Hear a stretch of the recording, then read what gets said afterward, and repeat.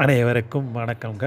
இன்றைக்கி நம்ம பார்க்க போகிற தலைப்பு என்ன அப்படின்னா, அஸ்வினியில் பிறந்தவர்கள் பாக்கியசாலிகளே அப்படின்ற தலைப்பை நம்ம பார்க்குறோம். இது அஸ்வினி நட்சத்திரோட தொடர் பகுதி, 3வது பகுதி. சரிங்களா? இது எப்படி இவங்களே பாக்கியசாலிகள்ன்றதை இப்போ நம்ம பார்க்கலாம். ஓகேங்களா? இப்போ என்ன சொல்கிறோம், அஸ்வினி நட்சத்திரத்தில் பிறந்தவங்க நட்சத்திரத்தில் மட்டும் ஃபஸ்ட்டு இல்லைங்க, நிறைய விஷயங்கள் அவங்க வந்து முதலாவது நிற்கிறாங்க. நட்சத்திரத்தில் ஃபஸ்ட்டு, ராசியில் ஃபஸ்ட்டு, தமிழ் மாதத்தில் ஃபஸ்ட்டு மாதம் இதில் வரும் பார்த்திங்கன்னா அதுவும் மேஷம். சரிங்களா? அது ஒன்று ஒன்றா இப்போ நம்ம பார்க்கலாம். சரிங்களா? ஃபஸ்ட்டு நான் சொன்னேன் நட்சத்திரத்தில் ஃபஸ்ட்டு சொன்னேன். 27 நட்சத்திரத்தில் ஃபஸ்ட்டு நட்சத்திரம் வர்றது அஸ்வினி நட்சத்திரம் தாங்க. சரிங்களா? இது 6. அதே மாதிரி இது வர ஃபஸ்ட்டு ராசி, நான் ராசி 12 ராசியில் ஃபஸ்ட்டு ராசி எதுன்னு பார்த்தோன்னா அது மேஷ ராசி ஆகிடுது. சரிங்களா?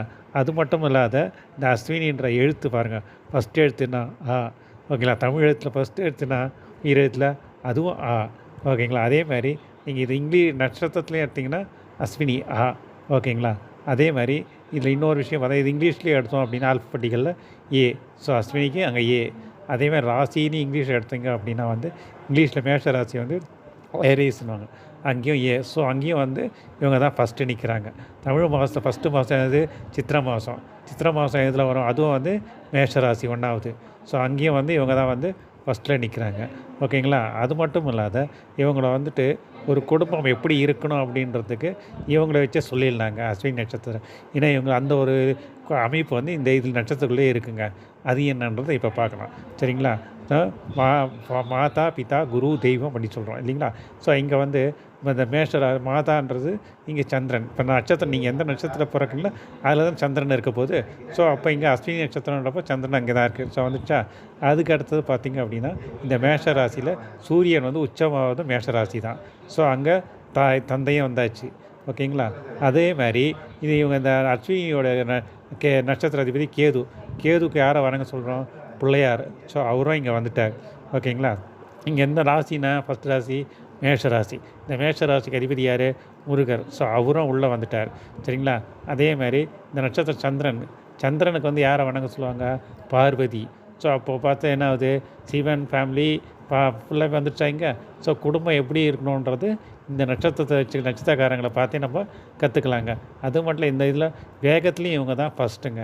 நட்சத்திரங்களை பார்த்தா மொத்தம் அப்படின்னா துரித நட்சத்திரங்கள்னு 3 சொல்லுவாங்க. அஸ்வினி, மகம், மூலம். இதில் முதலாவது இருக்க நட்சத்திரம் பாருங்கள் அஸ்வினி. இங்கேயும் இவங்க தான் ஃபஸ்ட்டு நிற்கிறாங்க. ஸோ இந்த துரித நட்சத்திரம் என்ன ஒரு ஸ்பெஷல் எஃபெக்ட் அப்படின்னு கேட்டிங்க அப்படின்னா அந்த அஸ்வினி நட்சத்திரத்தில் நீங்கள் ஒரு பிரயாணம் மேற்கொள்கிறீங்க அப்படின்னா அந்த பிரயாணம் உங்களுக்கு நார்மலாக நீங்கள் போகிற டைமுக்கும் இந்த டைம் கம்மியாகிடுங்க. உதாரணத்துக்கு இப்போ நீங்கள் ஒரு இடத்துக்கு போகிறீங்க. ஓகேங்களா? நீங்கள் போகிறதுக்கு 2 மணி நேரம் ஆகுது நார்மலாக அப்படின்னா, இந்த அஸ்வினி நட்சத்திரத்து அன்றைக்கி நீங்கள் போனீங்க அப்படின்னா 1.5 மணி நேரத்துலேயே நீங்கள் அந்த இடத்த போய் ரீச் ஆகிடுவீங்க. அதான் இது துரித நட்சத்திரம்னு சொல்லுவாங்க. சரிங்களா? அது மட்டும் இல்லாத இப்போ நம்ம ஒரு காரியம், நம்ம போகிற காரியம் வெற்றியாக ஜெயமாகணும் அப்படின்னா அஸ்வினி நட்சத்திரம் அன்றைக்கி நீங்கள் போச்சு அன்றைக்கி என்ன பண்ணணும்? கிளம்புறதுக்கு முன்னாடி ஒரு வாய் பால் சோறு சாப்பிட்டு போனீங்க அப்படின்னா அந்த காரியம் நீங்கள் நினச்ச காரியம் வெற்றி தாங்க. ஓகேங்களா? அது மட்டும் இல்லாத இந்த அஸ்வினி நட்சத்திரக்காரர்கள் பார்த்திங்கன்னா இயற்கையாகவே இவங்க கைராசிக்காரர்கள் தாங்க. ஓகேங்களா? இவங்க உறவுகளுக்கு எதுக்கும் முக்கியத்துவம் கொடுப்பாங்க. சரிங்களா? அதேனால் இவங்க இந்த கைராசி இயற்கை இவங்க கைராசிக்காரனாக இருக்கிறதுனால இவங்க கையால் செய்யப்பட்ட தொழில் எது செய்தாலும் அதில் இவங்களுக்கு வெற்றி தாங்க. கையால் செய்யப்பட்டதுன்னா ஆர்ட் ஒர்க் பண்ணலாம், ட்ராயிங்கு. அதுக்கப்புறம் பார்த்திங்கன்னா உங்களுக்கு என்ன சொல்லலாம், உங்களுக்கு இந்த எழுத்து ஜேர்னலிஸ்ட்டு அதுவும் இவங்க செய்யலாம். டெய்லரிங், அப்புறம் கேட்ரிங். ஸோ இதெல்லாம் இவங்களுக்கான பிஸ்னஸ் ஈஸியாக வரும்.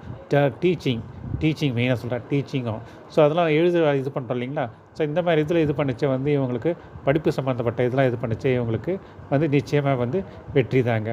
சரிங்களா? அது மட்டும் இல்லாத எல்லாருக்குமே வாழ்க்கையில் கஷ்டங்கள் தான் இருக்கும். ஸோ இந்த அஸ்வினி நட்சத்திரக்காரர்கள் என்ன பண்ணணும் அப்படின்னா செவ்வாய்க்கிழமை, வெள்ளிக்கிழமை, ஞாயிற்றுக்கிழமையில் சிக்கல் சிங்காரர்களை வணங்கினா இவங்க சிக்கலும் சீக்கிரமாகவே கஷ்டங்கள்லேருந்து வெளியே வந்துடுவாங்க. இது இவங்களுடைய சூட்சம பலன்கள்ங்க. ஓகேங்களா? இது வரைக்கும் இன்றைக்கி இந்த நட்சத்திரத்தோட இது வரைக்கும் நம்ம பார்த்துருக்கோம். சரிங்களா? இதனோட இன்னும் ஒரு தலைப்பு வரும். அடுத்த ஒரு தலைப்போடு இந்த அஸ்வினி நட்சத்திரோட சிறப்பை முடிச்சுக்கலாம். சரிங்களா? மீண்டும் ஒரு அடுத்த தலைப்பில் உங்களை நான் சந்திக்கிறேன். நன்றி, வணக்கம்.